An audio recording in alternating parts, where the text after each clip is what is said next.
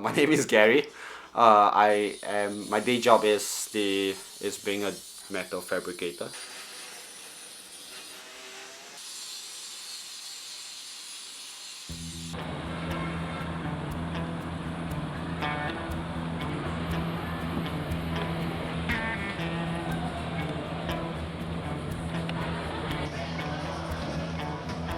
And I do stand-up comedy for at the sidelines, I guess.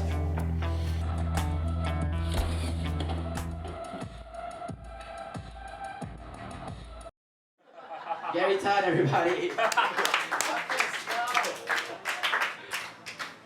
Alright, Someone told me, hey, you know what? You should watch Russell Peters.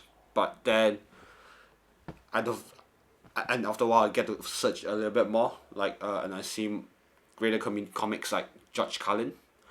Then after that, I started going to Comedy Masala for an open mic and so on and so forth. How many of you have been to Talk About Comedy before? Make some noise. Yeah, repeat customers, they sound happy. Gary was actually one of the nicest people I've ever met in the comedy scene. He's a very jovial guy, he's very chatty. He's a lovely fellow.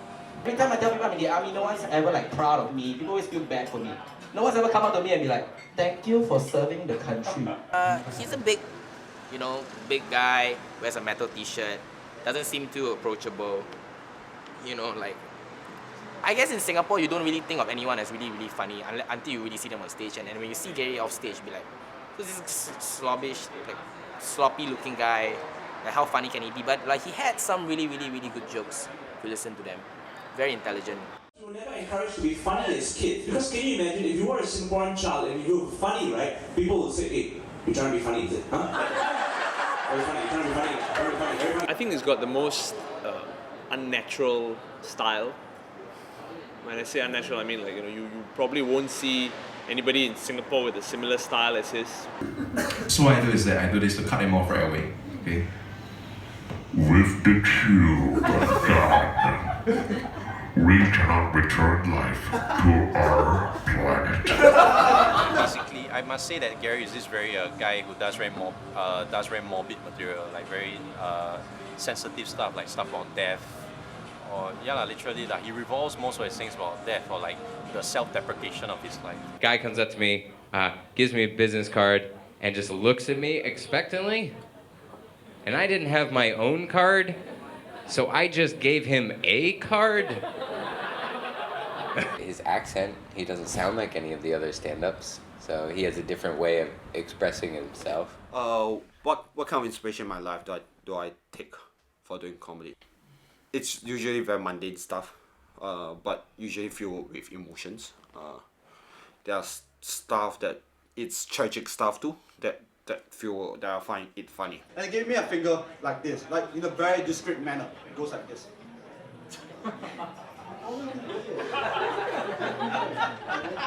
I suppose it's because he wants me to be polite about it, right?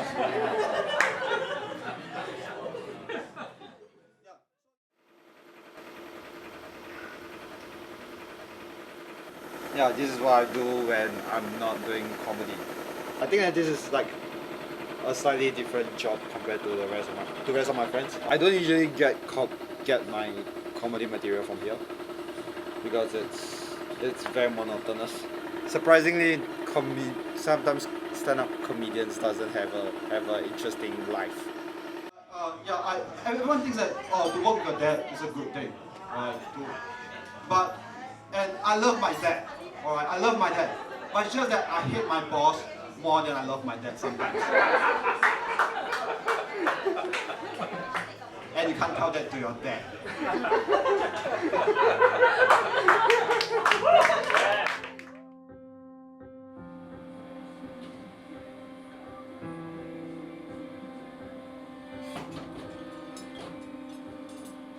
They don't really support me initially. They kind of, oh, you have to wake up early to go and work, right? But yeah, after a while later, they kind of realize what stand-up comedy is about, or at least my love for it. So they're kind of okay with it.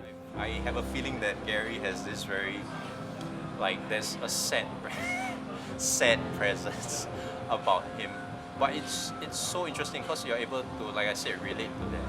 I think most of my jokes came from like real life experience, and it can be sad sometimes, right? I'm not sure, and I don't know how do you define success in life. He is the most tenacious and determined stand-up dude I've ever met. I've never met anyone with more balls. So, try the joke just now. Only a few people laugh. It's alright. The specimen will continue. Because my style is pretty different, right? It's pretty weird. So I do that. There's a lot of times where I think that I should quit, but then again, when you go out on stage, it's very different too. Okay, for me, it's when I do well, I do really well. When I do bad, it's really really bad, right? There's no in between. So after a few months of bad gigs, I said, you know what, screw it. I'm not going to do it anymore. Then after that, I do. Then after that, next time I do, it's really good. So I'm like, oh, okay, maybe I should do this again. I kind of like this.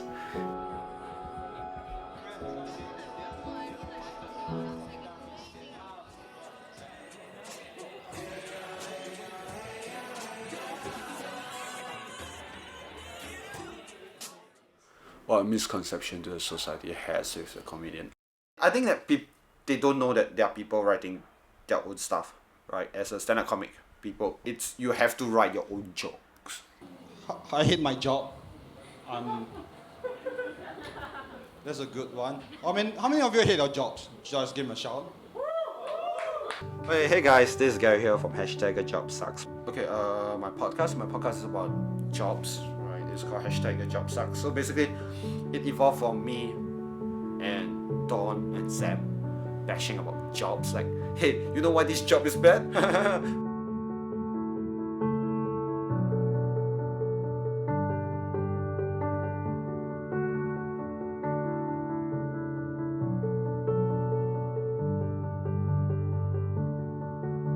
Guys, this is #YourJobSucks, alright? And today we have Suzanne with us. So in today's episode, we're going to talk about being a mechanical engineer. I think the purpose of this podcast is to explore the different kinds of jobs, because it's not just your basic Singaporean lawyer, Singaporean doctor, Singaporean banker. There's so many different types of jobs in Singapore, different kinds of people, where he's exploring new ideas and new concepts and new people that you never believed existed in this little country of ours. Gary is pretty good at asking interview questions. He has the innate ability to ask interesting questions on the podcast. There's an episode where you talk to a prostitute or a sex worker, and I realized that it's so much easier to like make fun of a job as a prostitute, right? And I don't want that to happen. That's why I realized that I want it to be like more in depth. I don't want to be like another comic, like just making fun of people, right? I want to bring in like the human side of stuff. Well, I guess the interesting thing about the podcast is we get to meet so many cool people. Like, you know, like you go through like very weird things that you learn about, like bats can't, you know, like treat beetles or something like that. And like we've met documentary filmmakers, we've met firemen. No, like these are people that I wouldn't normally speak to. The thing is that it's not saying whether that job sucks. The question is that, does your job suck? Does that job suck? We explore the good and bad things of every job, including our own jobs. We're willing to talk about it. It's being objective and learning that no job is perfect. You can't be happy with any job in the world. Every job in the world has its faults. And sometimes just being in your own job is the best thing you can ever ask for.